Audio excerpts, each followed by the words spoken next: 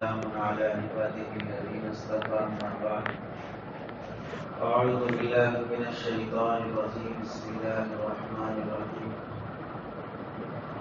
قل إن صلاتي ونسكي ومحياي ومماتي لله رب العالمين صدق الله العظيم اللهم صل على سيدنا محمد وعلى آل سيدنا محمد وبارك وسلم اللهم صل على سيدنا محمد وعلى آل سيدنا محمد وبارك وسلم اللهم صل على سيدنا محمد وعلى آل سيدنا محمد وبارك وسلم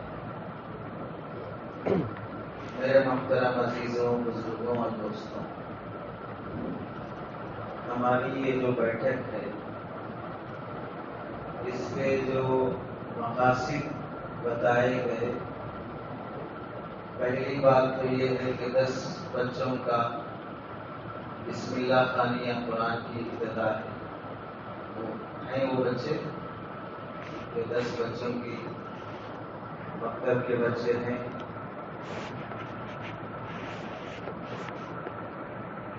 دوسری جو بات ہے وہ نوجوانوں سے متعلق ہے۔ تیسری جو بات ہے اپنے معاملات سے متعلق ہے۔ چوتھی جو بات ہے، ہم لوگ جو یہاں بیٹھے ہیں ان حضرات کے ذہن کے شکوک اور شبہات سے متعلق بات ہے۔ کتنی باتیں ہوئی؟ پہلی بات کیا تھی؟ 10 بچوں کی بسم اللہ خوانی کی بات ہے۔ دوسری بات نوجوانوں سے متعلق، تیسری بات معاملات سے متعلق، چوتھی بات اپنے ذہن کے شکوک اور شبہات سے متعلق۔ پہلی بات، اگر وہ بچے ہیں جن کی بسم اللہ خوانی ہونا ہے تو وہ سامنے آ جائیں، ایک کام ہو جائے گا۔ اگر نہیں ہے تو ہم دوسرے کام کی طرف چلیں گے۔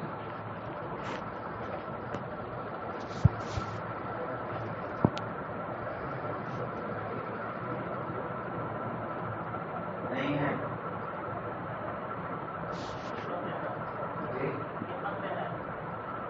جن کی بسم اللہ خوانی ہونا ہے وہ خدمت میں ہے۔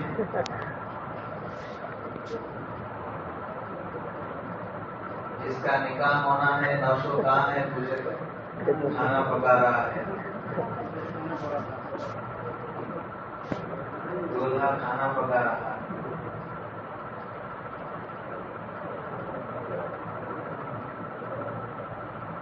آ رہے ہیں؟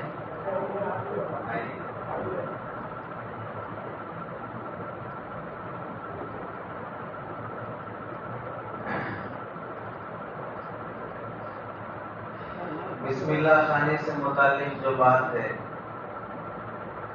ابھی شاید آ رہے ہیں، دولہے سارے جمع ہو جائیں، 10 دولہوں کا جمع ہونا ٹائم لگے گا۔ ایک نکاح میں ہی دولہا آنے میں ٹائم لگتا ہے۔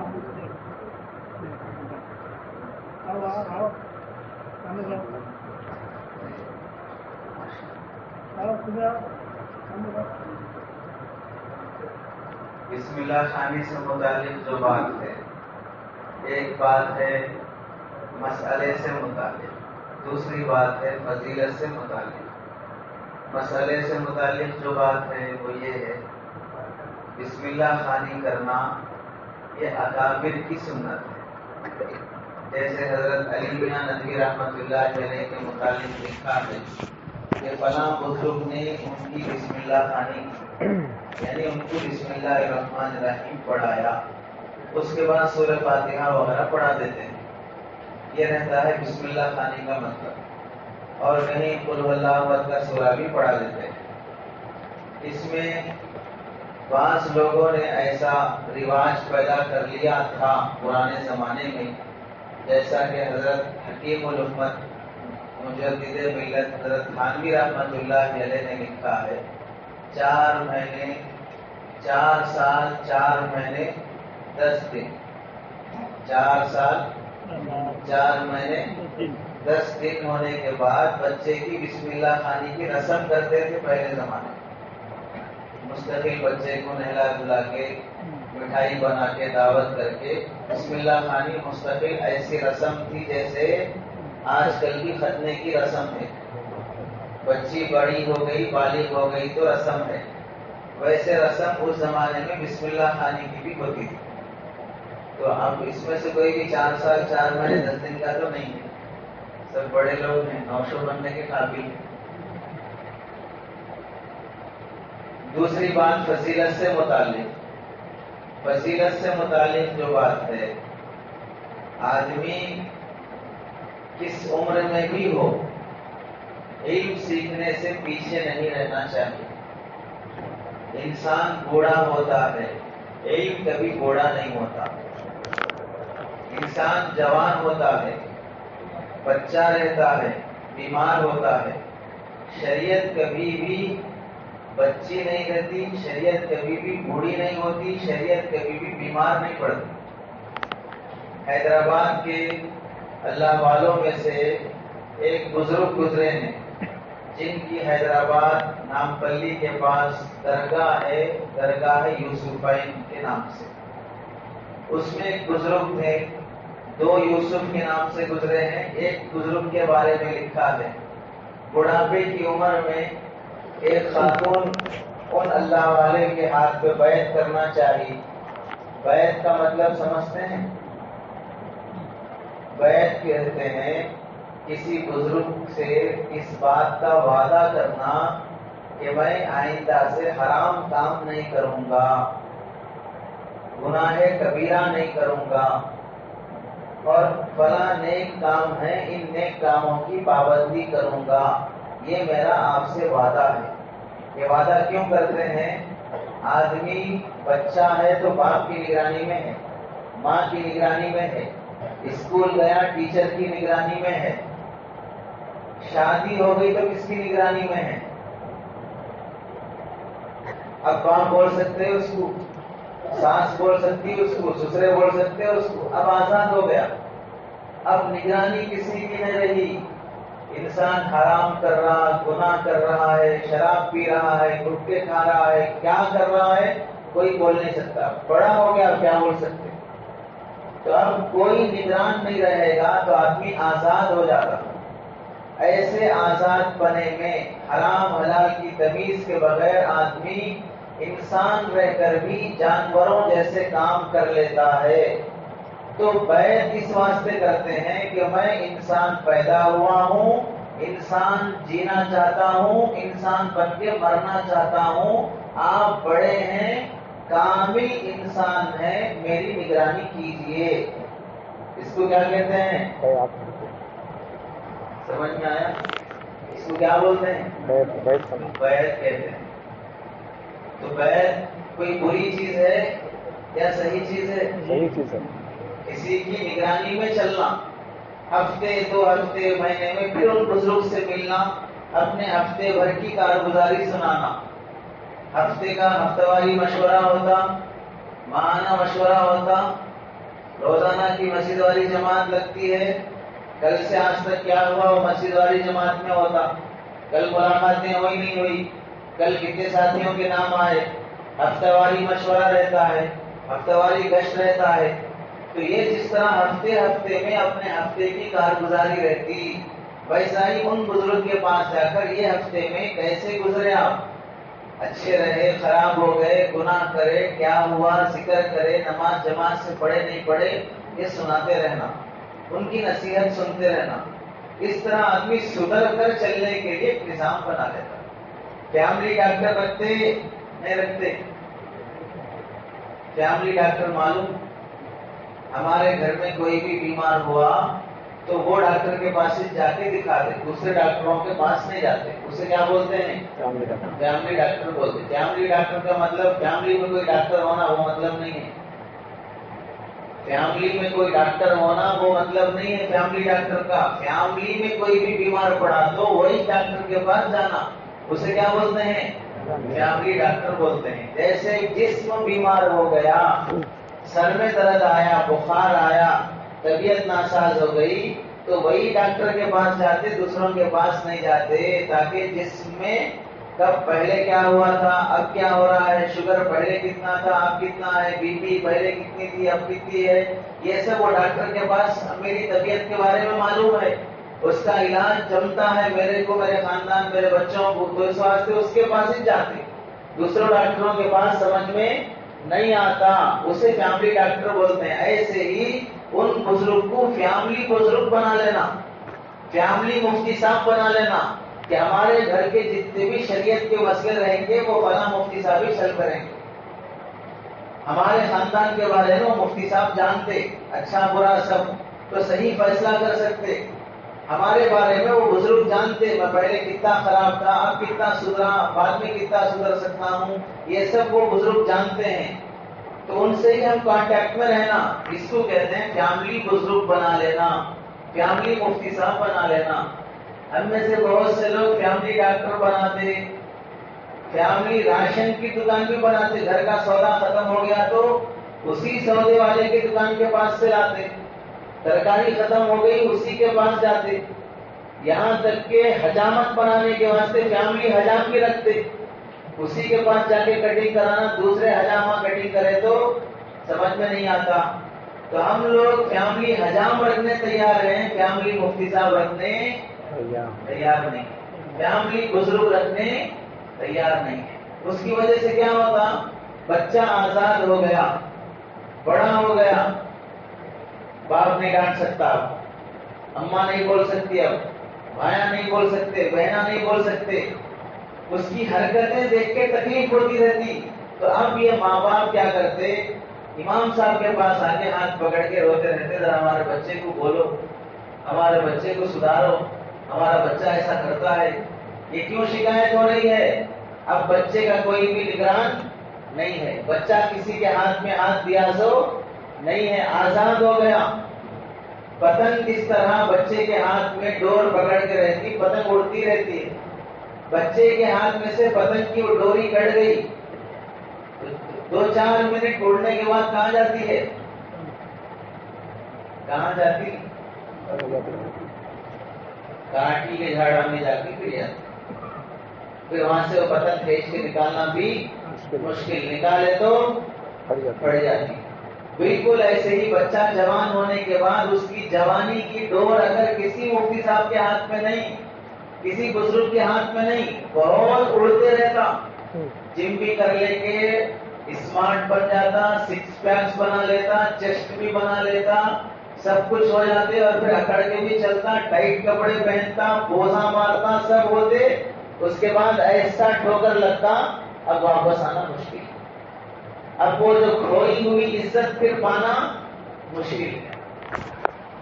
تو یہ اڑنے والی پتنگ کو ہمیشہ چھوٹے بچے کے ہاتھ میں دے کے رکھنا، تو وہ پتنگ کی خیریت رہتی، ایسے یہ جوان ہونے والوں کو بھی ایک کے ہاتھ میں اس کی ڈور رہنا، اور ڈانٹتے اور بولتے بنا کرتے تو میں سدھر کے رہ سکتا ہوں، تو اپنی جوانی صحیح گزرتی، اسے کہتے ہیں بیعت ہونا، سمجھ کے؟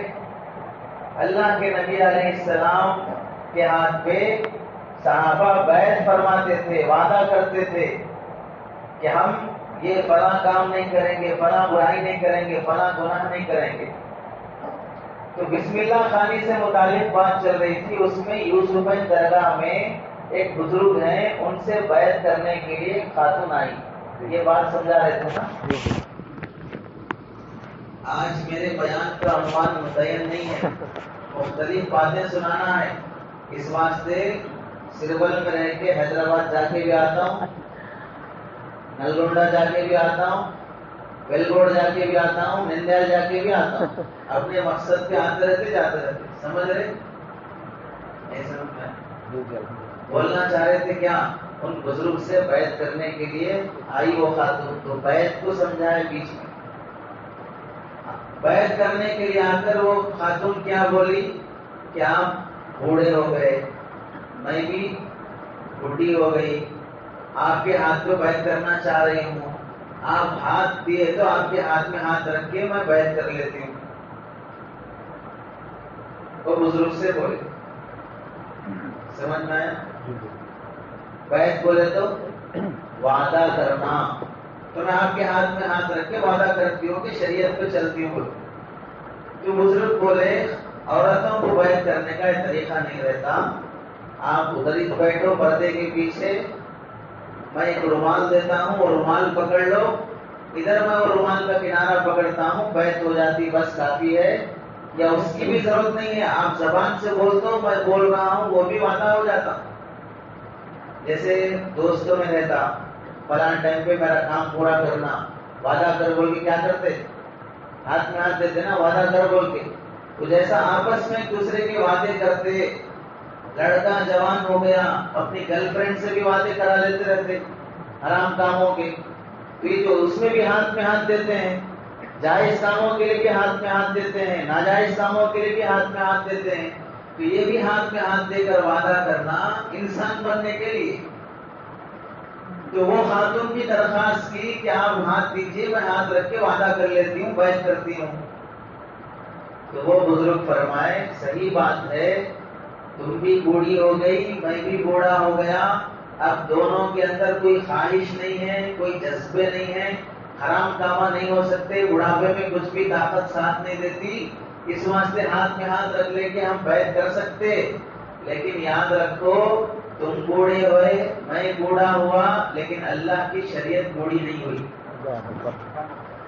اللہ کی شریعت بوڑھی نہیں ہوئی۔ 1400 سال پہلے شریعت کا جو حکم تھا 1400 سال کے بعد بھی وہی حکم ہے۔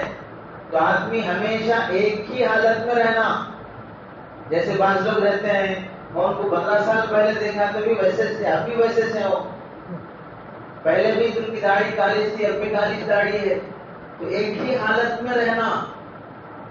تو شریعت وہ جوان شریعت ہے 1400 سال سے لے کر اب تک بھی ایک ہی حالت میں، وہ کبھی بوڑھی نہیں ہوتی ہے۔ تو بات یہ تھی کہ علم کبھی بوڑھا نہیں ہوتا، شریعت کبھی بوڑھی نہیں ہوتی، ہم اور آپ بوڑھے ہو جاتے ہیں، اللہ کا دین کبھی بوڑھا نہیں ہوتا۔ تو اب یہ جو بچے بسم اللہ خوانی کے ہیں، جس عمر میں یہ مکتب میں پڑھتے ہیں، دن بھر کی مصروفیت ہے، اپنے کام کاج میں رہتے ہیں، پھر شام میں ٹائم نکال کر یہ مولوی صاحب کے پاس آ کر قرآن سیکھتے ہیں، قاعدہ مکمل کیے، دعائیں سیکھے، یہ بچے قابل تعریف ہیں، صحابہ کی سنت زندہ کر رہے ہیں۔ اللہ کے نبی علیہ السلام کے صحابہ، نبی کے زمانے میں 70% صحابہ جو بھی دین سیکھے ہیں وہ جوانی میں اور بڑھاپے میں سیکھے۔ سب سے بڑے صحابی کون ہیں؟ سب سے بڑے صحابی کون ہیں؟ حضرت ابو بکر صدیق رضی اللہ عنہ۔ بڑے لوگوں میں سب سے پہلے ایمان کو لائے، ایمان لانے کے بعد دین سیکھے، تو بڑھاپے میں دین سیکھے نا۔ حضرت عمر رضی اللہ عنہ 32 سال کی عمر میں اسلام قبول کرے، بعض کتابوں میں ہے 45 سال کی عمر میں اسلام قبول کرے، بعض کتابوں میں 36 سال کی عمر میں اسلام قبول کرے۔ تو جوانی کی حالت میں اسلام قبول کرے، اسلام قبول کرنے کے بعد اسلام سیکھے۔ تو دسیوں صحابہ ایسے ہیں جو جوانی اور بڑھاپے میں دین سیکھے ہیں۔ حضرت عمر رضی اللہ عنہ بزنس بھی کرتے تھے، نبی کے ساتھ علم بھی سیکھتے تھے مسجد میں، تو ادھر بزنس مار کھاتا، اگر یہاں ہم روزانہ ٹائم دیے، اگر یہاں بزنس میں لگ گئے، یہاں ہم پڑھ نہیں سکتے، تو حضرت عمر رضی اللہ عنہ ایک صحابی کو دوست بنا لی، دوست بنا لی کہ کیا بولے، میں کھیت میں جاتا ہوں کام کرنے، میرے کھیت کو بھی پانی چھوڑتا ہوں، تمہارے کھیت کو بھی چھوڑتا ہوں، تم یہاں بیٹھو کلاس میں، نبی کی حدیثیں سنو، وہ کلاس تمہاری بھی ہے میری بھی ہے۔ جیسے کبھی کبھار ہم کالج میں ایبسینٹ ہو گئے، اٹینڈنس دینا ہے، تو دوسرے بچے کو بول کے چلے گئے، حاضری لیے تو میری طرف سے تو بھی بولتا تھا، بس اب بولتے تو نہیں لیکن اٹینڈنس لینے والے کو چائے پانی پلا دیتے، انہیں اپنا بھی لکھ دیتا، اپنی حاضری دلوانا۔ حضرت عمر رضی اللہ عنہ ان صحابی کو بولے میری جگہ تم کلاس میں بیٹھو، تمہارے کھیت کا کام میں کرتا ہوں، میں کھیت سے واپس آنے کے بعد جو جو حدیثیں تم سنے وہ میرے کو سنا، تو ایسا تمہارا کام بھی ہوتا میرا کام بھی ہوتا۔ تمہارا کھیت کا کام ہو گیا، میرے پڑھنے کا کام بھی ہو جاتا۔ پھر دوسرے دن وہ صحابی جاتے، وہ اپنے کھیت کو بھی اور حضرت عمر کے کھیت کو بھی پانی دیتے، اور حضرت عمر بیٹھ کے کلاس میں سنتے۔ رات میں آنے کے بعد اب یہ لیسن حضرت عمر ان صحابی کو سنا دیتے۔ اس طرح باری رکھ لیے تھے وہ لوگ نبی علیہ السلام کی مسجد میں علم سیکھنے کی، جوانی کی حالت میں بھی علم سیکھنا نہیں چھوڑے۔ امام احمد بن حنبل رحمۃ اللہ علیہ اور بعض کتابوں میں امام مالک رحمۃ اللہ علیہ، امام مالک رحمۃ اللہ علیہ کے پاس ایک شخص آئے علم سیکھنے کے واسطے،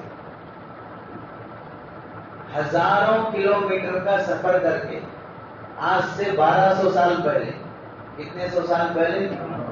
1200 سال پہلے علم سیکھنے کے لیے آئے۔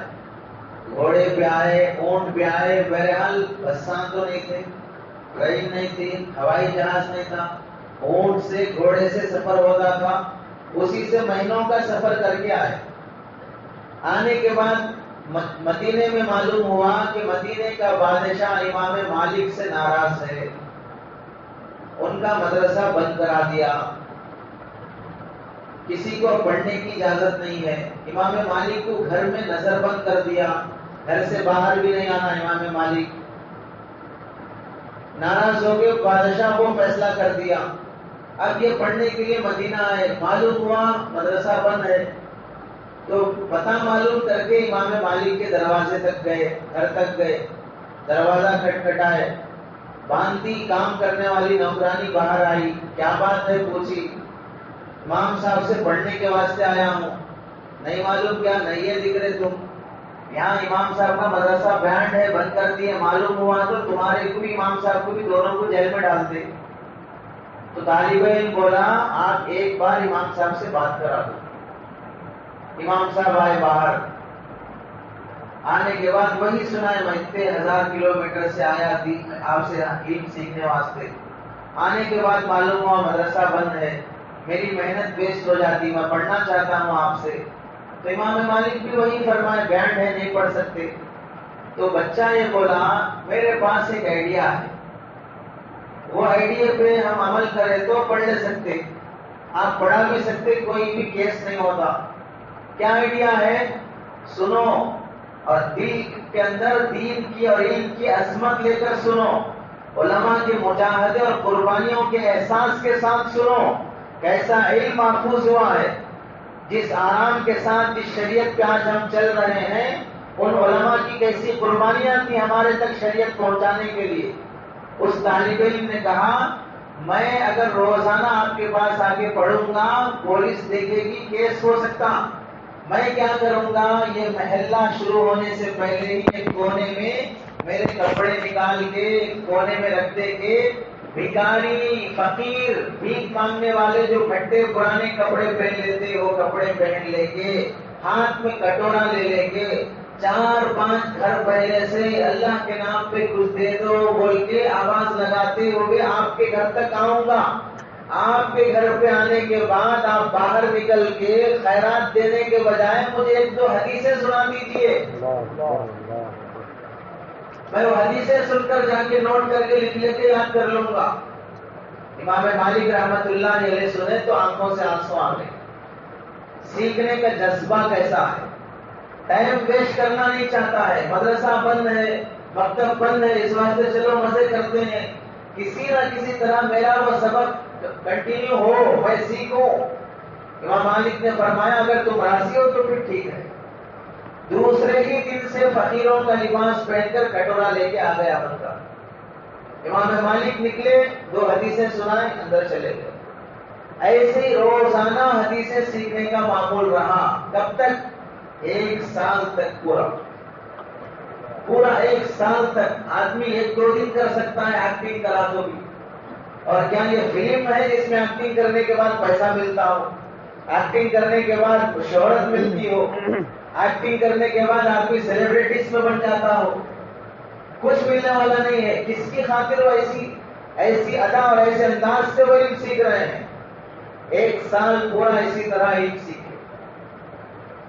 1 سال میں کتنی حدیثیں سیکھے؟ کتابوں میں لکھا ہے 300 حدیثیں یاد کرے، 300 حدیث ہے. جب 1 سال ختم ہونے کے بعد مدرسہ شروع ہو گیا دوبارہ، امام مالک پڑھانے کے لیے مسجد میں آئے. اب دیکھا سب لوگ جمع ہیں پڑھنے کے واسطے، وہ بچہ بھی پیچھے بیٹھا ہے. امام مالک کی جب ان پر نظر پڑی، آنکھوں سے آنسو آ گئے. سال بھر کی قربانی یاد آ گئی. سردی گرمی موسم جیسا بھی ہو، روزانہ آتا تھا سبق لے کے جاتا تھا، روزانہ آتا تھا سبق لے کے جاتا تھا. امام مالک کی آنکھوں سے آنسو آ گئے. بچوں سے کہنے لگے ہٹ جاؤ، اس طالب علم کو یہاں سامنے بٹھاؤ. حقیقی طالب علم تو وہ ہے جس نے اپنی عزت گنوا کر علم سیکھا، اپنے کو فقیر بنا کر علم سیکھا ہے. اب وہ بچہ وہاں سے پڑھ کر اپنے گاؤں کو جب واپس گیا، بڑا عالم بن کر، اس نے بڑے ہونے کے بعد حدیث میں ایک کتاب لکھی. اس کتاب کا نام ہے مسند بقی ابن مخلد. مسند بقی ابن مخلد. اس بچے کا نام تھا بقی، اور اس نے کتاب لکھی حدیث کی مسند کے نام سے، مسند بقی ابن مخلد. عرب کے مدرسوں میں آج بھی بعض مدرسوں میں وہ کتاب پڑھائی جاتی ہے. کتنے سو سال پہلے کی بات؟ 1200 سال سے. 1200 سال سے کسی کی کتاب سے لوگ فائدہ اٹھانا کتنی بڑی بات ہے. وہ آدمی سوچا ہوگا 1200 سال پہلے میں کتاب لکھا تو لوگ 1200 سال تک، اور قیامت کب تک آتی نہیں معلوم، لیکن اللہ تعالیٰ اس کے علم کا فیض اب بھی جاری رکھا. تو بڑی عمر ہونے کے بعد بھی علم سیکھنے کے واقعات ہزاروں ملتے ہیں. ہمارے اکابرین میں سے بھی ایسے ہیں جو بڑی عمر میں حافظ بنے. آپ کو معلوم ہونا چاہیے حضرت حسین احمد مدنی رحمت اللہ علیہ، نام سنے ہیں کبھی؟ حسین احمد مدنی نام سنے ہیں کبھی؟ کیا نام؟ حسین احمد مدنی رحمت اللہ علیہ. دارالعلوم دیوبند نام سنے؟ اس مدرسے کے شیخ الحدیث. آزادی معلوم کیا مطلب؟ آج سے 75 سال پہلے جو ملک آزاد ہوا انگریزوں سے، اس میں ہمارے فریڈم فائٹرز نام سنے؟ جنگ آزادی کے لیے جو قربانی دیے، اپنی جان لٹائے، ان میں سے ایک آدمی، ایک مولانا حسین احمد مدنی بھی ہے. انگریزوں کی سزا برداشت کرے، جیل میں رہے، تکلیفیں برداشت کرے آزادی کی خاطر. ان فریڈم فائٹرز میں سے کون ہے یہ؟ حسین احمد مدنی رحمت اللہ علیہ. دوسرا نام سنے ارشد مدنی، سنے نام؟ جمعیت العلماء نام سنے؟ ارے سنے نہیں سنے؟ جمعیت کا نام سنے؟ لفظ جمعیت کا بھی سنے؟ بہت معصوم لوگ دکھ رہے ہیں ہم لوگ، بھی سنے سے نہیں؟ چرنجیوی معلوم؟ ارے معلوم نہیں معلوم بولو، اس کا بھی نام نہیں سنے؟ پورا بایوڈیٹا بولو بولے تو بولو.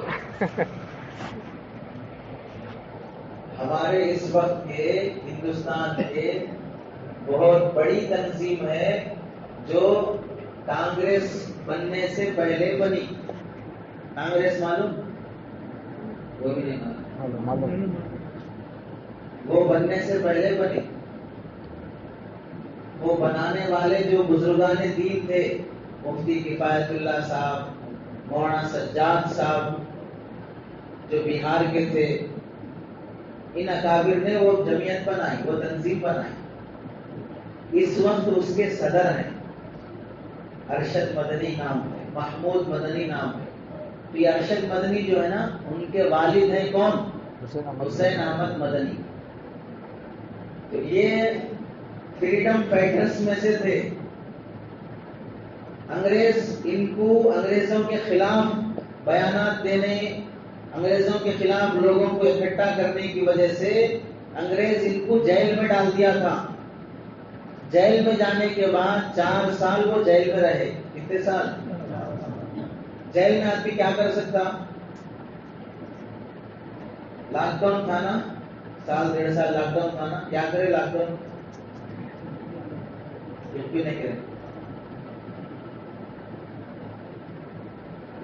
لاک ڈاؤن میں کتنے کے لوگ حافظ بن گئے؟ لاک ڈاؤن میں کتنے کے لوگ اپنے بچوں کو حافظ بنا دیے؟ باہر کہیں بھی نہیں جا سکتے، اپنے بچوں کو تو پڑھا لیں گے بول کر کئی علماء اپنے بچوں کو سال 1.5 سال کے اندر حافظ بنا دیے. اور ہم لوگ لاک ڈاؤن میں کیا کرتے رہے؟ سب سے زیادہ کیا کرتے رہے؟ جی ماشاء اللہ، جوان بچے کیا کرتے رہے لاک ڈاؤن میں؟ سب سے زیادہ یوٹیوب دیکھتے رہے، سب سے زیادہ انٹرنیٹ یوز کرتے رہے. انٹرنیٹ کون سے سال میں بنا معلوم نہیں؟ معلوم.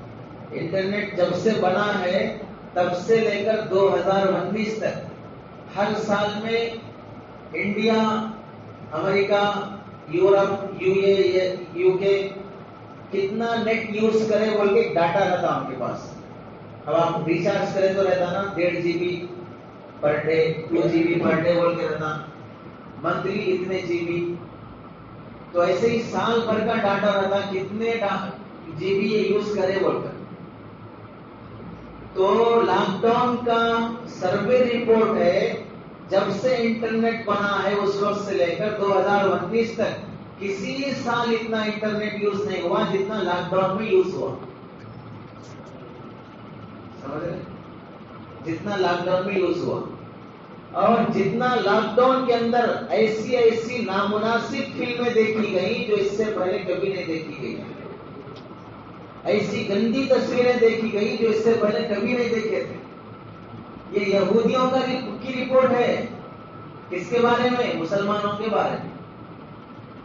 اور یہودیوں کا اصول یہ ہے کہ وہ اپنے بچوں کو کبھی فون نہیں دیتے. یہودیوں کا آج بھی اسرائیل کی رپورٹ پڑھو، اسرائیل کے بائیلاز کیا ہیں، وہاں پر یہودی عورتیں، یہودی جوان بچے رہنا ہو ان کے ایریے میں، ان کے محلے میں تو کیا رولز ہیں. ان رولز میں سے لکھا ہے کہ یہودیوں کے بچے چاکلیٹ نہیں کھائیں گے، یہودی کے جوان سگریٹ یوز نہیں کریں گے، یہودی مرد فون یوز نہیں کریں گے. ان کے کس میں سے یہ محلے میں جینا بولے تو رولز میں سے ہے. ان کی عورتیں محلے سے باہر نکلنا ہے تو پردے میں نکلیں گی. کس کے رولز میں سے ہے؟ یہودیوں کے رولز میں سے. ان کو معلوم ہے شریعت کیا چیز ہے، حقیقت کیا چیز ہے. اور ہم ہولے اور بیوقوف بن کے ان کی نکالی ہوئی چیزوں کو، ویڈیو گیمز کو، PUBG کو، بلو ویل کو، سب کو ہم فالو کریں گے، سب کھیلیں گے، جان بھی دے دیں گے، پیسہ بھی لوٹا دیں گے. سب یہودیوں کی چال اور ان کی مکاری پہ اپن جیسے ناچنا ویسے ناچتے رہے. تو لاک ڈاؤن میں ہم کچھ نہیں کر سکے، کرنے والوں نے بہت کچھ کر لیا. لاک ڈاؤن میں رہ کر مولانا خالد سیف اللہ رحمانی صاحب حیدرآباد کے بڑے علماء میں سے ہیں، کشمیر گئے تھے.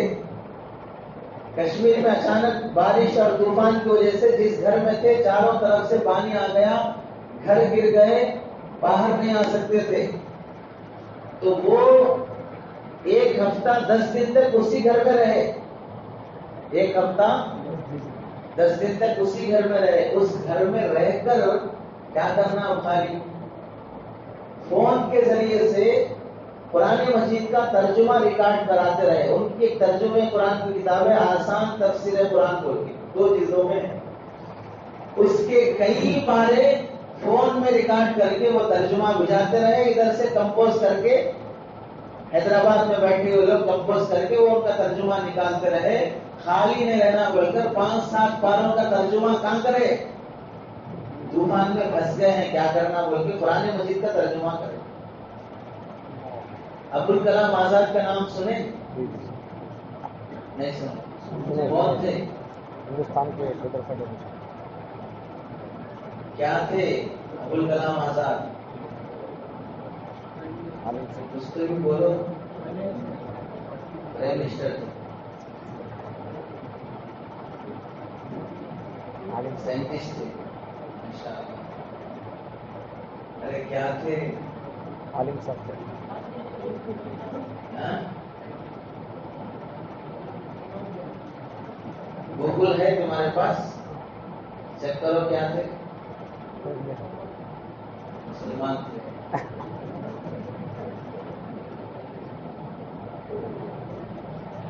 अरे चेक करो क्या थे। कम से कम सवाल के टाइम पे तो जवाब आ जाता आदमी। अबुल कलाम आजाद रहमतुल्लाह अलैह आजादी की खातिर 11 साल जेल में थे। कितने साल? 11 साल। उनकी किताब है कुरान मजीद की तफसीर पे 3 जिल्दों में तर्जुमाने तफसीरुल कुरान के नाम से। समझे? तर्जुमानुल कुरान के नाम से 3 जिल्दों में। कहाँ लिखे मालूम? कहाँ लिखे? जेल में लिखे। कहाँ लिखे? जेल में लिखे। काम करने वाले कैसे काम करें, कहाँ काम करें, आज भी उनकी तफसीर प्रिंट हो गए है और जबरदस्त तफसीर है, जेल में रहकर लिखे हैं। तो पढ़ने वाले कैसा मेहनत करके पढ़े वो बताना चाह रहे हैं कि अल्लाह के नबी अलैहिस्सलाम के सहाबा कैसे पढ़े, अपने असलाफ में कैसे पढ़े।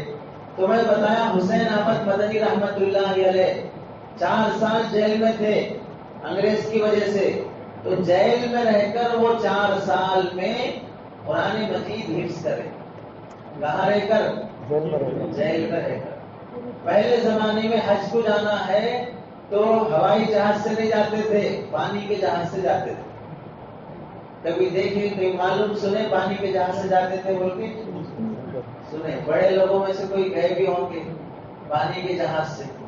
पानी के जहाज से गए तो उस जमाने में कितने दिनों में जाते थे?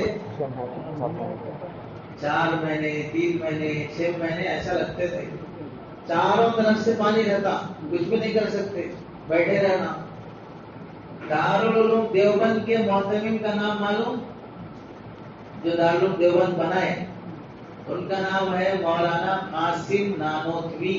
क्या नाम है? कासिम नानोतवी रहमतुल्लाह अलैह। उन्होंने हज के सफर पे थे पानी के जहाज में। रमजान का महीना आ गया क्योंकि 4-6 महीने पहले निकलना हज को, तो रजब या शाबान में निकले। रमजान के महीने में अभी समंदरी सफर में ही है, जहाज में ही है, तरावी पढ़ाना है, जहाज में कोई भी हाफिज नहीं है। तो मौलाना कासिम नानोतवी रहमतुल्लाह अलैह दिन में कुरान मजीद लेकर पूरा दिन में एक पारा हिफ्ज कर लेके रात में तरावी सुना देते।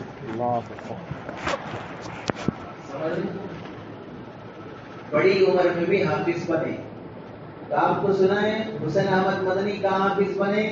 जेल में। कासिम नानोतवी कहाँ हाफिज बने? समंदरी सफर पर, जहाज में। आपको सुना है अबुल कलाम आजाद कुरान की तफसीर कहाँ लिखे? जेल में। तो काम करने वाले कहाँ रहकर काम करें?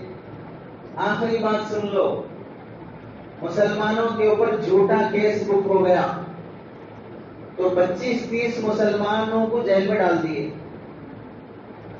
जेल में डालने के बाद 25-30 मुसलमान, पुराने जमाने की बात, 25-30 मुसलमान बैठ के मशवरा करे क्या करना अब जेल में हम लोग। तो सबके जहन में ख्याल आया तुमको जो कुरान का सूरा याद है वो सबको याद दिला, तुमको जो याद है वो सबको याद दिला। ऐसा करके जेल में रह के वो 25-30 मुसलमान अपना कुरान सबको याद कराना, दूसरे का कुरान अपन याद करना। इस तरह करते हुए एक सूरतुल माइदा या कोई दूसरा सूरा, एक सूरा किसी को यह नहीं याद था, उसके अलावा बाकी तमाम कुरान सबके सब हिफ्ज कर लिए। एक सूरे के अलावा सब कुरान हिफ्ज कर लिया। अब वो एक सूरा याद कर लिया तो क्या हो जाते?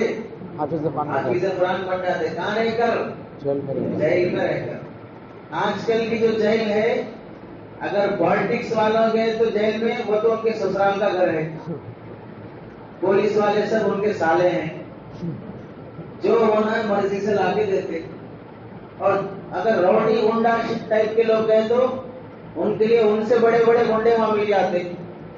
6 مہینے سال 2 سال رہ کے اور بڑا گنڈا بن کے باہر نکلتا، سدھر کے تو نہیں آتا۔ پہلے زمانے میں قید میں جیل میں رہ کر حافظ بن کے نکل رہے باہر، تو ایک بار ان کو کورٹ میں کیس فائل کرنے کے لیے یا کورٹ میں پیشی ہوئی، تو اب مشورہ کرے ہو کہ ہم لوگوں کو کورٹ میں جانا ہے، فلاں جگہ ہم کو بٹھا دے، کیس کے بارے میں بات کرنے کے لیے 4 لوگ تم کیس بات کے سلسلے میں بات کرو، باقی جو لوگ ہیں کورٹ میں دوسرے جو بیٹھنے دیکھنے کے لیے آتے نا کیا کیسز ہیں کیا چلتا ہے، ان کے ساتھ بیٹھ کر جو سورہ ہم کو یاد نہیں ہے ان لوگوں سے پوچھ کے وہ سورہ یاد کر لو، یا ان کے پاس قرآن ہے تو لے کے کاغذ میں ان سے وہ سورہ لکھ لو، باقی جیل میں آنے کے بعد ہم سب مل کے وہ سورہ یاد کر لیں۔ کیا فکر ہے ان کی؟ کورٹ میں آنے کے بعد کوئی پالیٹکس ملا تو اسے بول کے ہمارا کیس ذرا یہ کراؤ، فلاں کو بول کے ہمارا کیس سالو کراؤ، فلاں کراؤ، وہ فکر بعد میں ہے، پہلے ہم حافظ بن جائیں گے۔ اس فکر سے وہاں پر جمع ہو کر وہ سورہ لکھ لے کے یاد کر لے کے جیل میں واپس آ کے حافظ بن کے کیس سالو ہونے سے پہلے جیل سے سب کے سب 25-30 نوجوان حافظ بن کے باہر نکلے۔ اب آپ بتائیے ان لوگوں کو قرآن کی قدر ہے تو جیل میں بھی حافظ بن رہے، جہاز میں بھی حافظ بن رہے، مشکلات میں بھی حافظ بن رہے، اور ہم مسلمان یہاں پر قرآن مجید اور قرآن کے پارے پھٹ جاتے، پرانے ہو جاتے، مسجد کی کمیٹی کو 1-2 سال میں پرانے پھٹے ہوئے قرآن لے جا کے قبرستان میں دفن کرتے رہنا پڑتا، اعلان نکالنا پڑتا قرآن کے پارے نہیں لانا، قرآن نہیں رکھنا، یہاں پر پھٹ پھٹ کے جا رہے ہیں، کوئی نہیں پڑھنے والا ہے، مسجد کی کمیٹیوں کو اعلان نکالنا پڑتا، لیکن کوئی پڑھنے والا نہیں ملتا۔ تو جو بسم اللہ خوانی کرنے والے جمع ہوئے ہیں اپنی اس عمر میں بھی وہ قرآن پڑھنا چاہتے ہیں، حافظ بننا چاہتے ہیں، یا ناظرہ قرآن ہی مکمل کرنا چاہتے ہیں، بہت بڑی سعادت ہے، بہت بڑا نیک کام کر رہے ہیں، صحابہ کی سنت زندہ کر رہے ہیں۔ دوسری بات کیا تھی؟ 4 باتیں بولے، زمانوں کے تعلق سے۔ دوسری بات کیا تھی؟ ٹینشن میں بیٹھے گا آپ لوگ؟ 4 باتیں بولنا ہے بول کے بولے شروع میں۔ ایک بسم اللہ خوانی سے متعلق، وہ بات پوری ہوئی۔ دوسری بات کیا ہے؟ زمانوں کے تعلق سے، نوجوانوں سے متعلق۔ تیسری بات معاملات کے متعلق، معاملات سے متعلق۔ چوتھی بات ذہن میں ٹینشن آ گئی ہو، ٹینشن کو دور کرنا، جو ڈاؤٹس ہیں اس کے بارے میں۔ اب دوسری بات بولنا ہے، جوانی زندگی کی اہم، بہت ضروری اور بہت ہی اہم حصہ ہے۔ آپ دیکھیے نوکری دینا ہے تو بچے کو دیتے، بوڑھے کو دیتے؟ بچے کو دیتے، جی، پولیس میں جوان بچے کو نہیں بوڑھے کو؟ بچے کو، ملٹری میں نوکری دینا ہے تو کس کو؟ جوان۔ چھوکری دینا ہے تو جوان بچے کو نہیں بوڑھے کو؟ جوان کس کو؟ جوان کو۔ نوکری رہی تو بھی کب ملتی؟ جوانی میں۔ چھوکری رہی تو بھی کب ملتی؟ جوانی میں۔ دنیا کا اصول ہے جوانی میں ہی کام لینا، جوانی میں ہی شادی کرنا، جوانی میں ہی گھر بسانا۔ بڑھاپے میں نہیں ہو سکتا، بیماریاں گھیر لیتی، آدمی کرنا چاہتا لیکن کر نہیں سکتا، ہاتھ پیر ساتھ نہیں دیتے، بیماریاں اتنا پریشان کر دیتی ہیں آدمی دوائیوں سے ہی تھک جاتا۔ تو کام کرنے کا جو وقت ہے وہ اصل کون سا ہے؟ جوانی کا، جوانی۔ محمد بن قاسم نام سنے؟ سنے نہیں سنے؟ اب تو سنے نا، میں بولا جی جی، محمد بن قاسم حجاج بن یوسف کے زمانے میں ہندوستان کے 5 غیر مسلموں نے خط لکھا کہ ہمارے پاس کافروں کی حکومت ہے اور ہم پر وہ بہت ظلم کر رہے ہیں، آپ لوگ ہماری مدد کیجئے۔ تو یہاں سے خط جانے کے بعد وہاں سے ہندوستان والوں کی مدد کرنے کے لیے ایک فوج ہندوستان آئی اور اس کے کمانڈر تھے محمد بن قاسم. یہاں آ کر وہ کافروں سے لڑے اور یہاں کے لوگوں پہ جو ظلم ہو رہا تھا اس ظلم سے لوگوں کو بچائے اور چند مہینے 6 مہینے تک یہاں پر رہ کر اسلام کے بارے میں وہ لوگوں کو بتائے تو کئی لوگ اسلام میں داخل ہوئے. یہ ہیں کون؟ محمد بن قاسم. محمد بن قاسم. جب وہ ہندوستان میں آئے یہاں کے ظالم بادشاہوں سے لڑ کر یہاں کی پبلک کو ظلم سے بچانے کے لیے تو ان کی عمر تھی 18 سال. کتنی عمر تھی؟ سمجھ میں آیا؟ ہندوستان کی فوج لے کے آ رہے ہیں لڑنے واسطے کس عمر میں؟ 18 سال میں. 18 سال. ہم کیا کرتے 18 سال میں؟ چھوڑ دیے شاید گولیاں کھیل لیتے رہتے 18 سال. سگریٹ پی لیتے رہتے. 18 سال میں وہ فوج لے کے آ رہے ہیں لڑنے کے لیے. دارالعلوم دیوبند نام سنے؟ اس کے ایک محتمم گزرے ہیں مولانا قاری طیب صاحب رحمۃ اللہ علیہ. ان کا نام سنے؟ قاری طیب صاحب. قاسم نانوتوی کا نام سنے؟ ابھی سنے نا ایسے تھوڑا دیر پہلے سمندر میں جہاز میں آپ کے سوئے ہوتے. ان کے پوتے کیا نام؟ قاری طیب صاحب رحمۃ اللہ علیہ. دارالعلوم دیوبند کے پرنسپل تھے. کیا تھے؟ محتمم تھے. 50 سال تک وہ محتمم رہے. کتنے سال تک؟ جب وہ فرسٹ ٹائم محتمم بنے تو ان کی عمر تھی 17 سال. کیا عمر تھی؟ 17 سال میں 10 پاس کر لے کے باہر نکلتے. وہاں 17 سال کی عمر میں کیا بن رہے؟ ایشیا کی سب سے بڑی یونیورسٹی دینی یونیورسٹی اس کے کیا بن رہے ہیں؟ پرنسپل بن رہے. سمجھ رہے؟ آدمی اپنے ٹارگیٹ رکھا مجھے بڑا ہو کر کچھ کرنا ہے مجھے کچھ بننا ہے. ابھی پرسوں 1 مہینہ پہلے عرب کے رہنے والے ایک عربین پائلٹ کے بارے میں رپورٹ آئی. اس کے بارے میں پائلٹ معلوم اس کو بولتے آٹو چلانے والے جی فلائٹ چلانے والے. ان کے بارے میں رپورٹ آئی. کیا بول کے؟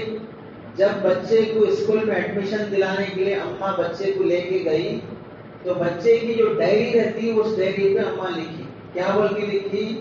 میرے بچے کو میں اسکول میں ایڈمیشن کرا رہی ہوں پائلٹ بنانے کے واسطے. ایک دن آئے گا کہ میرا بچہ پائلٹ بنے گا اور میں اس کے ساتھ فلائٹ میں بیٹھ کر مکہ مکرمہ حج کرنے کے لیے جاؤں گی. یہ اس کی ڈائری میں لکھ کے ایڈمیشن کرانے کے ٹائم پہ لکھ کے آئی.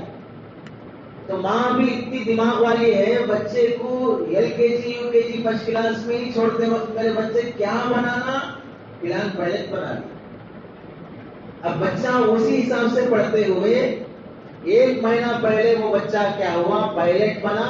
اپنی امی کو جہاز میں بٹھا لے کے مکہ کو سفر کرتے وقت وہ فوٹو لے کے اپنا بارے میں وہ کاپی کا پیج ہے نا جو ہم لکھی سو اس کا فوٹو بھیجا. اتنے سال پہلے میری ماں نے لکھا تھا آج اللہ تعالیٰ وہ خواب پورا کر رہا کہ میں اپنی امی کو بٹھا کر مکہ مکرمہ فلائٹ لے کے جا رہا ہوں. سمجھ رہے؟ Target assign. APJ Abdul Kalam نام سنے؟ کون تھے؟ انڈیا کا سب سے پہلا یہ بھی بولو سب سے پہلا میزائل مین. ہندوستان کا سب سے پہلا. اس سے پہلے ہندوستانیوں میں سے کوئی بھی میزائل نہیں بنا. پڑھے ان کی ہسٹری. کوسے گھرانے کے تھے؟ مالدار تھے غریب تھے؟ غریب تھے. کیا لکھے ہو اپنے بارے میں؟ اماں 2 روٹی بناتی 1 روٹی سب کو ملتی دن بھر کے واسطے. کبھی میرا بڑا بھائی بھوک زیادہ ہے بول کے میری آدھی روٹی کھا لیتا میں اسی آدھی روٹی پہ کھانا پڑتا. اسکول جانے کے لیے سائیکل نہیں تھی پیدل جانا پڑتا. سال بھر کے لیے 21 جوڑا رہتا.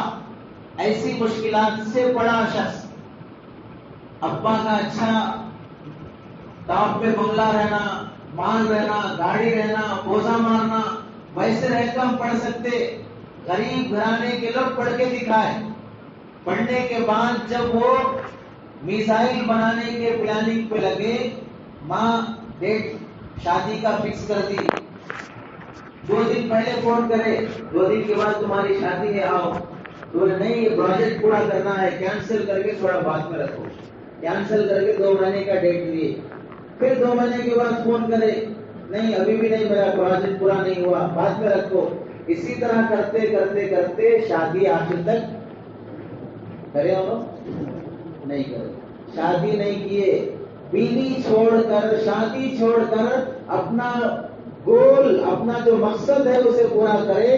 سارا ہندوستان ان کی موت پر کیا کرا؟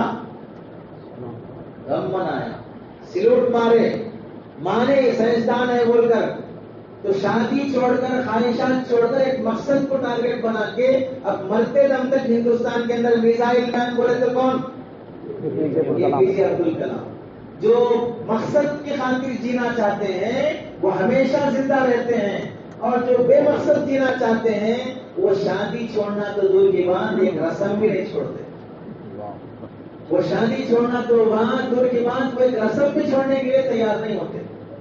اس کی مثال تمہارا پرائم منسٹر کتنے بیویاں ہیں اس کے؟ نہیں معلوم؟ کچھ بھی نہیں معلوم. کتنے بیویاں ہیں؟ کتنے بچے ہیں؟ جی ایک بھی نہیں. کام کر رہا نہیں کر رہا ہے؟ ارے ملک کا کام کر رہا نہیں کر رہا ہے. کیا مطلب؟ اپنے مذہب کے واسطے، اپنی پارٹی کے واسطے. کبھی دیکھے پرائم منسٹر اتنے دن سے بیمار ہے، باہر نہیں نکلے، سو جا کے ہے، کچھ بھی کام نہیں کر رہے. آیا کبھی اخبار میں؟ ہر دن کیا آتا؟ پرائم منسٹر آج یہ ملک کے سفر پہ ہیں، کل وہ ملک کے سفر پہ ہیں، کل فلاں ملک کے سفر پہ ہیں، فلاں ملک کے سفر پہ ہیں. پاگل ہے کیا؟ پھر لیتے رہنے. ساری دنیا کے لوگوں کا پلان جمع کرنا، کہاں کس ملک میں کیسا پاور پہ آتے ہیں، کیسا پالیٹکس چلاتے ہیں، کیسا فلاں مذہب کے لوگوں کو نیچے کرتے ہیں. اسرائیل سے جب سے وہ لوگ دوستی کرنا شروع کرے، اس کے بعد سے CAA، NRC، فلاں یہ سب چیزیں لانا شروع کر رہے ہیں مسلمانوں کو. اسرائیل میں جیسا یہودی خالی کرنے لگے ویسا یہاں سے ان لوگوں کو خالی کرنا. میانمار میں جیسا ہوا ویسا ہندوستان میں ہونا. اس واسطے ہر دن یہاں ہے، وہاں ہے، یہاں ہے، اس ملک میں، اس ملک میں یہ خبر آتی رہتی. کبھی آج تک 2014 سے لے کے آج تک کبھی یہ خبر نہیں آئی 10 دن سے بیمار ہے، کچھ نہیں کھا رہے، کچھ نہیں بول رہے، باہر نہیں نکل رہے. آئی کوئی خبر ایسی؟ اور ہماری زندگی میں کتنے کی دن ایسے آئے، پڑے ہیں، کچھ بھی نہیں کر رہے، بیمار ہیں، فلاں ہیں. کام کرنے والے آج بھی بیویاں چھوڑ کر، گھر بار چھوڑ کر اپنے مذہب کے واسطے جی رہے ہیں. کھلی مثال ہے پرائم منسٹر کی. مقصد کی خاطر جی رہا ہے، وہ صحیح ہے، غلط ہے، ظالم ہے، کیا ہے، لیکن ایک گول، ایک ٹارگیٹ بنا لیا تو سب کچھ قربان کر کے جی رہا. اور ہم ایک اپنی خواہش چھوڑنا نہیں چاہتے، ایک رسم چھوڑنا نہیں چاہتے. کبھی بھی کسی صلاح الدین ایوبی رحمت اللہ علیہ فرمائے، اگر کسی ملک کے سیاست کو، پالیٹکس کو ہرانا ہے، ختم کرنا ہے، تو وہاں بم ڈالنے کی، جنگ کرنے کی، گولی چلانے کی ضرورت نہیں ہے. اس ملک کے نوجوانوں میں 2 چیزیں عام کر دو. ایک ناچ گانا، دوسرا شراب، نشہ. یہ 2 چیزیں عام کر دو.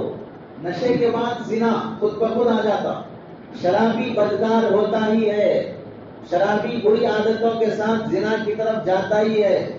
تو یہ 2 چیزیں عام کر دو، ناچ گانا اور شراب عام کر دو، تو پھر اس قوم کو ہلاک کرنے کے لیے وہ نوجوان کافی ہیں. اب ہمیں جنگ لڑنے کی ضرورت نہیں ہے.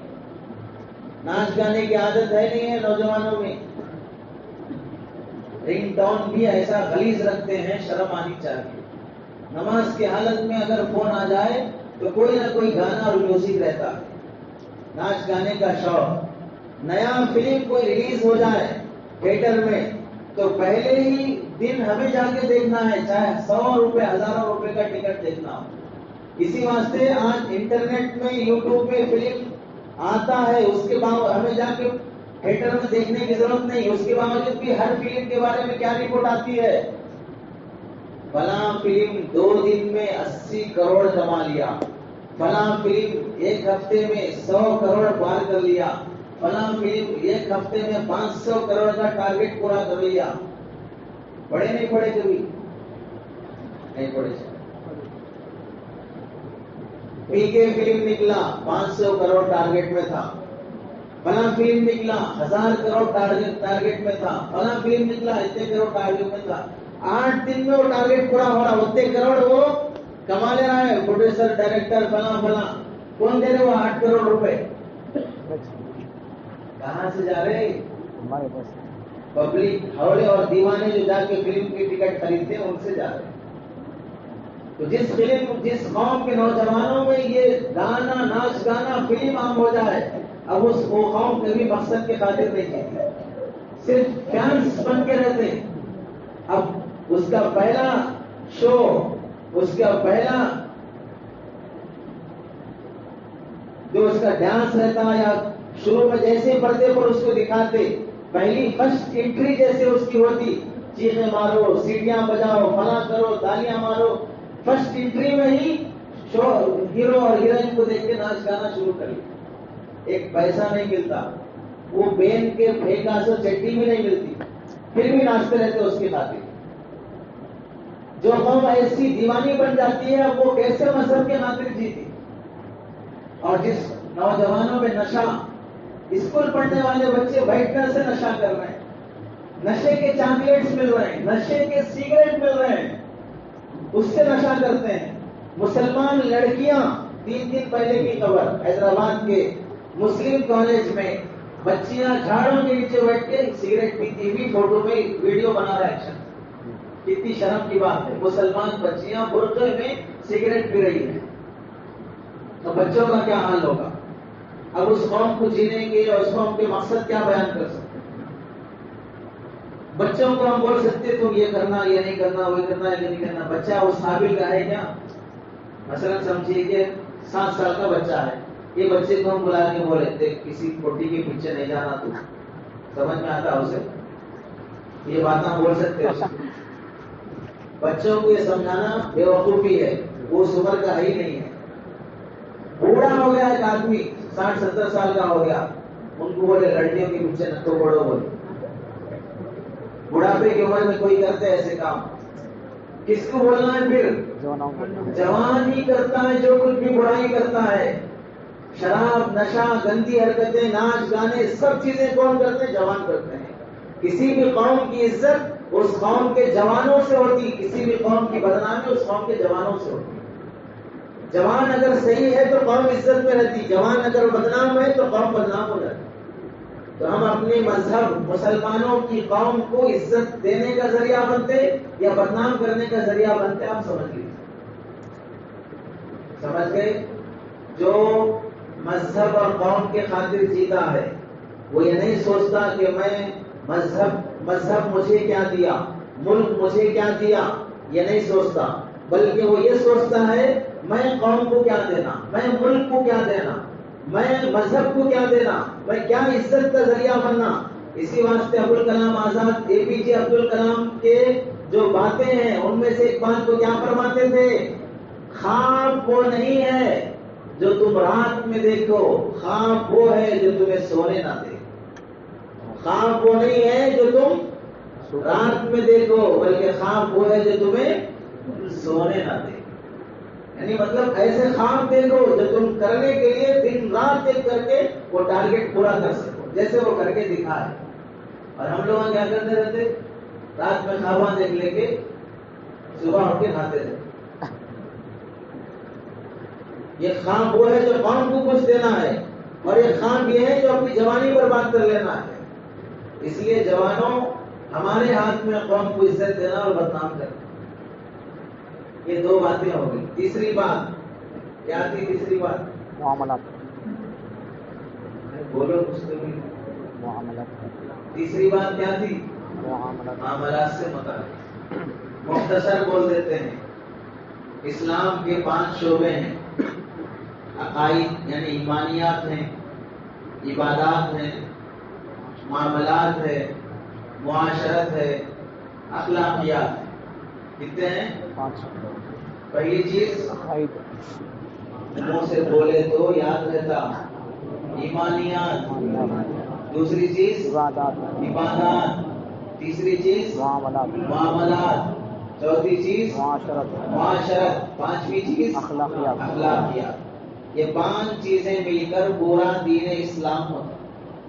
5 چیزیں مل کر پورا دین اسلام ہوتا. پہلی چیز ایمانیات، دوسری چیز عبادات. عبادات میں نماز، روزہ، زکوٰۃ، حج یہ سب آ جاتا. ہم نماز پڑھتے ہیں نا، روزہ رکھتے ہیں نا، رمضان حیثیت ہے تو زکوٰۃ بھی دیتے ہیں، اور حیثیت ہے تو حج بھی جاتے ہیں. تو یہ چاروں کام عبادت کے کرتے ہیں. تیسری چیز کیا ہے؟ معاملات. معاملہ کرنے میں ہم کسی دکاندار سے خریدنا بیچنا، خرچہ لینا دینا، کرایہ دینا، گھر کا کرایہ، آٹو کا کرایہ، رکشے کا کرایہ، بس کا کرایہ، یہ سب کرائے میں ہیں. تو ہم جہاں رہن سہن کرتے ہیں ان کے ساتھ لین دین میں اچھے رہنا. آج کا مسلمان ایمانیات میں بھی ٹھیک ہے، پھر بھی عبادات میں بھی ٹھیک ہے، پھر بھی معاملات میں آج کا مسلمان نہیں. لین دین کے مسئلے میں ہر ایک کے دل میں بیٹھا ہوا ہے مسلمانوں سے خریدنا نہیں.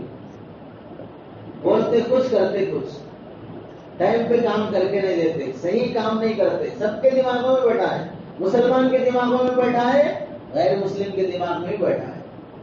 کتابوں میں لکھا ہے، مفتی شفیع صاحب رحمۃ اللہ علیہ لکھے ہیں، ایک یہودی دوسرے یہودی سے قرض لیا، ٹائم فکس ہو گیا، یہ ٹائم پہ واپس کرنا، ٹائم چلا گیا واپس نہیں کرا، تو دوسرا یہودی آ کر اس یہودی کو چٹھی لکھ کے بھیجا.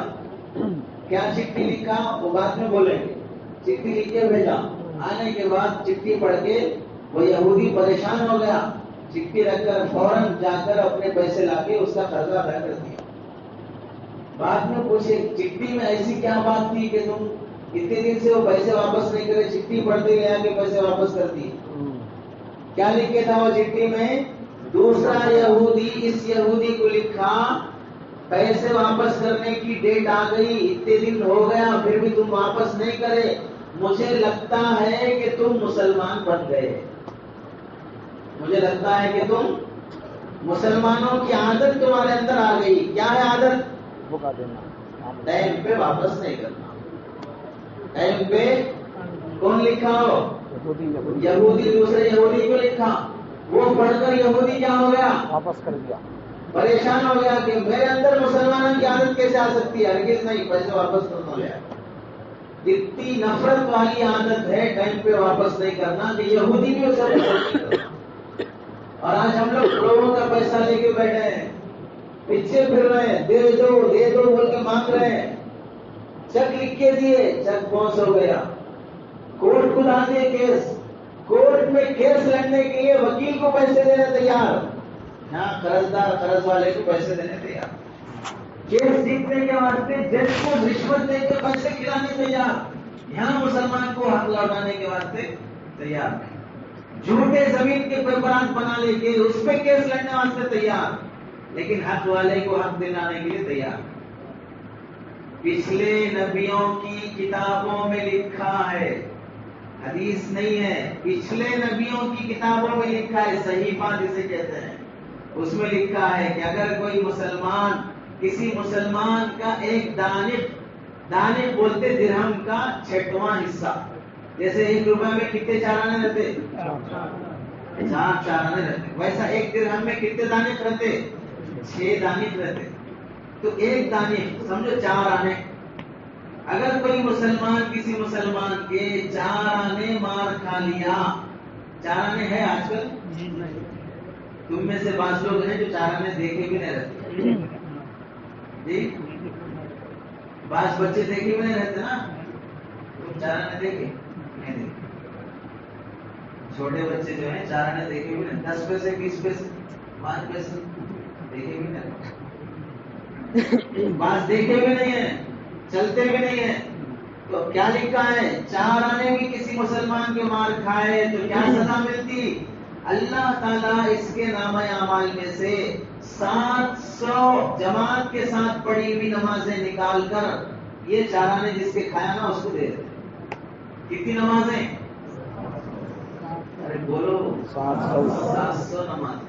کتنے مہینے لگتے 700 نمازیں پڑھنے؟ اور کس کے ساتھ؟ جماعت کے ساتھ پڑھنا، اکیلے نہیں.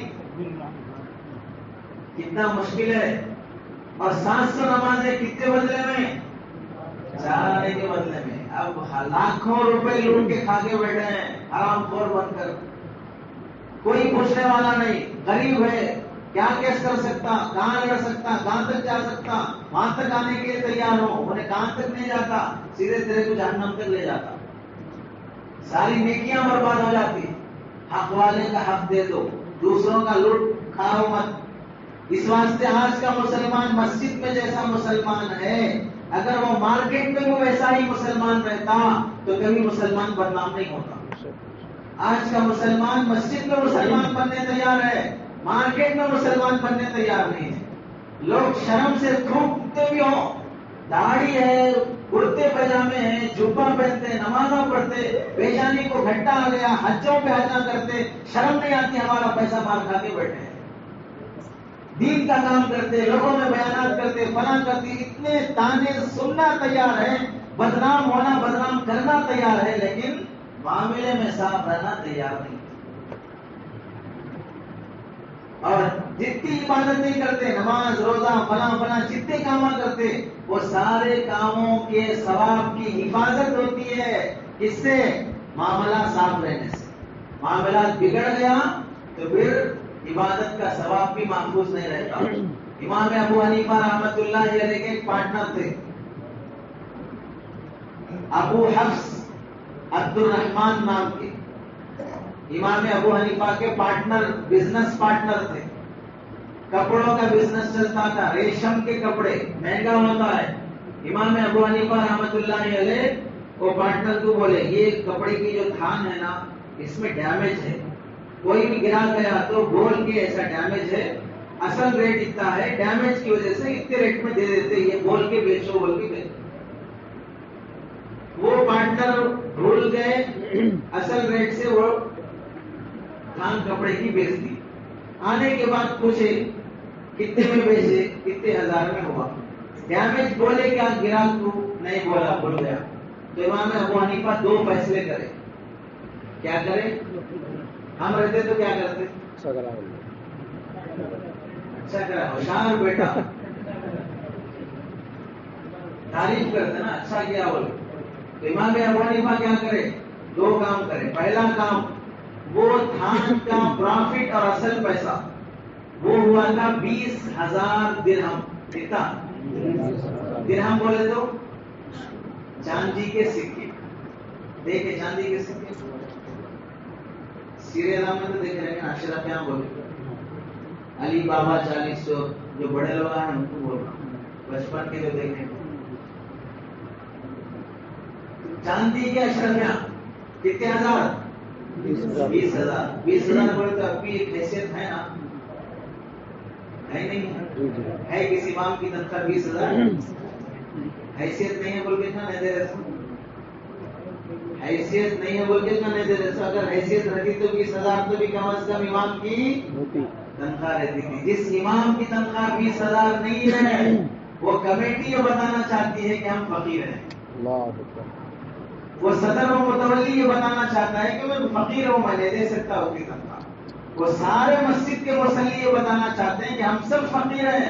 100، 200، 300، 400، 500، 1000 آدمی آتے مسجد میں پڑھنے کے لیے، لیکن سب مل کر بھی 20,000 کی تنخواہ امام کی ہم نہیں دے سکتے. ہم سب فقیر ہیں، ہم سب غریب ہیں.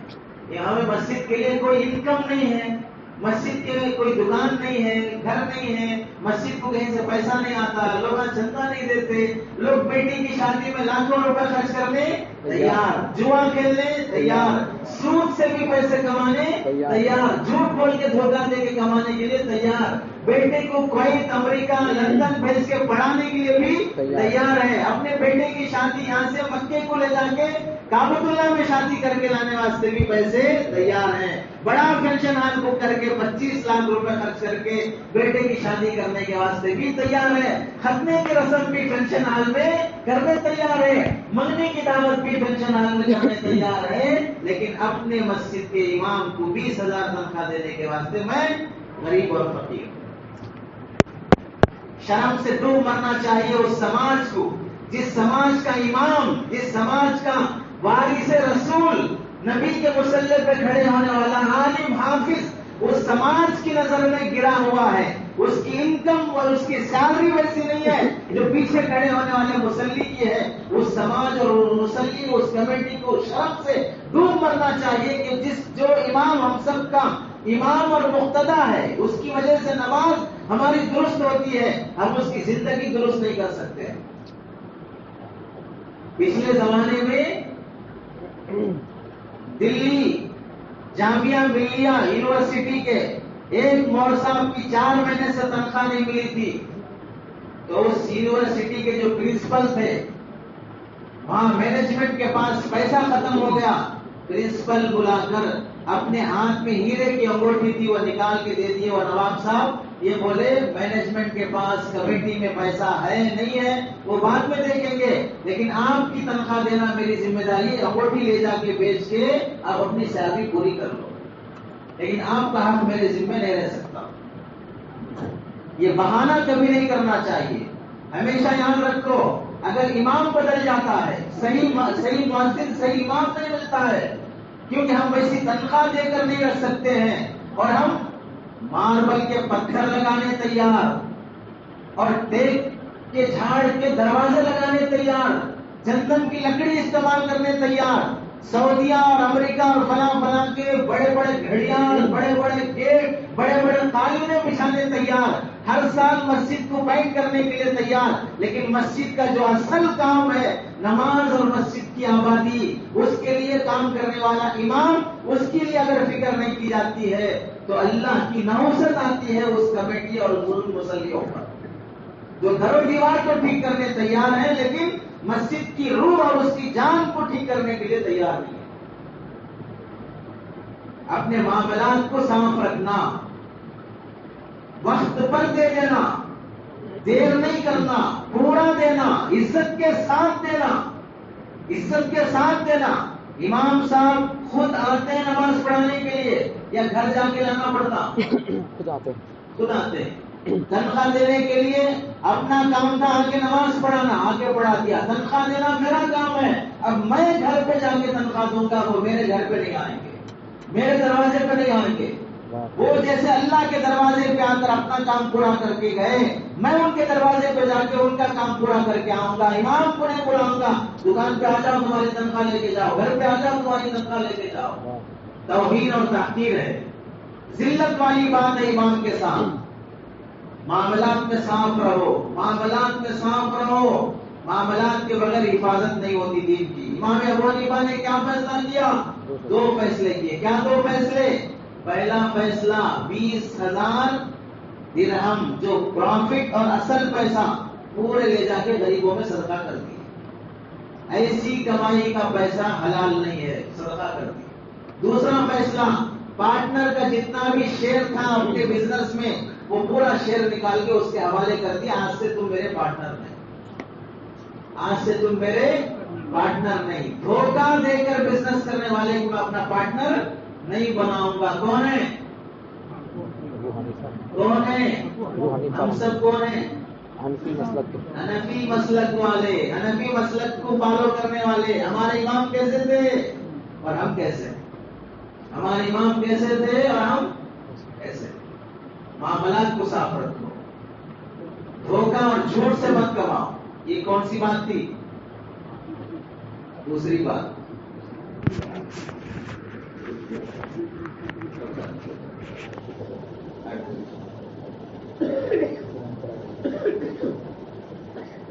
तीसरी बात हो गई। चौथी बात क्या थी? हमारे ज़हनों के शुकूक और शुबहात के बारे में। इसके बारे में मतलब क्या है? अगर टाइम रहा तो ये इरादा था, आप हजरात कुछ सवाल करना चाह रहे तो हम उसका जवाब देंगे, आपके डाउट्स क्लियर करेंगे बोल के इरादा था। अगर किसी के बारे में किसी को कुछ डाउट्स है तो सवाल कर लो, उसका जवाब दे देंगे। बास मर्तबा ये होता बयान तो घंटा 1.5 घंटा का हो गया, उसके दिल में इस्लाम के बारे में कुछ डाउट्स हैं, कुछ मसले के बारे में डाउट्स है, वो क्लियर नहीं हुए, बाकी पूरा बयान सुना, उसी डाउट में जीते रहता हूं। इस वास्ते कभी कभार हम ऐसा भी रख लेते हैं कि बयान के बाद कुछ सवाल है तो कर लो। है किसी कुछ पूछना? सब पक्के मुसलमान हैं, पूछना है नहीं? है कुछ पूछना नहीं है? कुछ सवाल है? आपके इमाम साहब बहुत मजबूत दिख रहे, एक सवाल भी नहीं छोड़े, सब हल करके रख दिया आप लोग। या तो आप लोग बहुत ज़हीन हैं, सब मालूम है, ज़हीन आदमी को कुछ डाउट्स नहीं रहते, या तो बहुत ही ज्यादा कुल ज़हन है, समझ में नहीं आ क्या है बोल के सवाल करना, या मीडियम क्लास के हैं, थोड़ा समझ में आया थोड़ा समझ में नहीं आया। तो जो मीडियम क्लास के रहते हैं वो सवाल करते, जो बहुत ज्यादा ज़हीन है वो भी सवाल नहीं करते, जो बहुत ज्यादा कुल ज़हन है वो भी सवाल नहीं करते। मैं समझता हूँ कि आप लोग बहुत ज्यादा ज़हीन लोग, इस वास्ते कुछ भी डाउट्स नहीं।